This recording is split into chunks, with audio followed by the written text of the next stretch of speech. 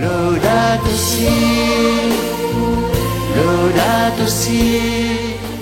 Le mouvement chrétien des retraités vous parle aujourd'hui de covoiturage, à travers le témoignage de Benjamin, 25 ans, petit-fils d'un membre du MCR qui pratique le covoiturage.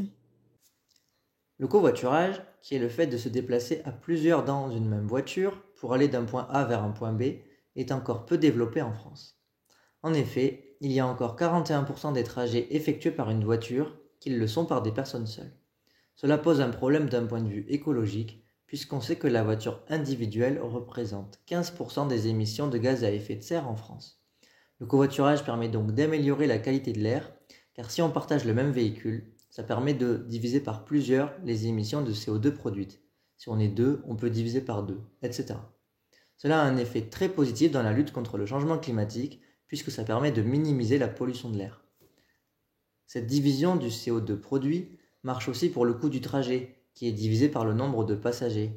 S'il est difficile de mesurer précisément l'économie financière réalisée, le site Blablacar estime que cela peut représenter jusqu'à 130 € par mois pour un conducteur sur la base de 2 trajets par jour, domicile-travail par exemple.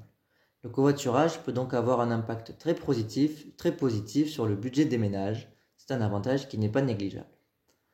Un autre avantage, c'est tout simplement le fait que ça limite la congestion routière. Ça veut dire qu'il y a moins de bouchons, ce qui permet d'une part d'avoir des déplacements plus rapides, puisqu'on a moins besoin de véhicules, et cela permet de réduire la consommation de carburant qui est perdue dans les embouteillages, donc ça fait moins de pollution de l'air.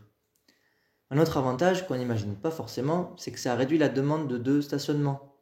En effet, s'il y a moins de voitures, on a moins besoin de parking, et on sait que la construction de ces parkings a un coût très important pour l'écologie et pour la planète au sens large.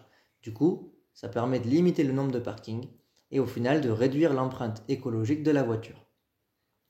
Un autre avantage, c'est que ça permet de se déplacer plus librement. Le covoiturage crée une offre de transport là où il n'y a pas forcément de transport en commun avant. C'est particulièrement intéressant dans les territoires ruraux. C'est aussi un moyen de transport solidaire, puisque ça permet à ceux qui n'ont pas de voiture ou qui ne peuvent pas conduire, ou encore qui n'ont pas forcément les moyens d'accéder au train, de se déplacer. Et enfin, ça permet aussi de faire de belles rencontres, puisque celles qui sont faites en covoiturage n'auraient pas été faites dans d'autres cadres. Les trajets passent ainsi beaucoup plus vite. Alors, prêt à essayer ? Laudato si, Laudato si. Vous avez aimé ce podcast ? N'hésitez pas à le partager autour de vous.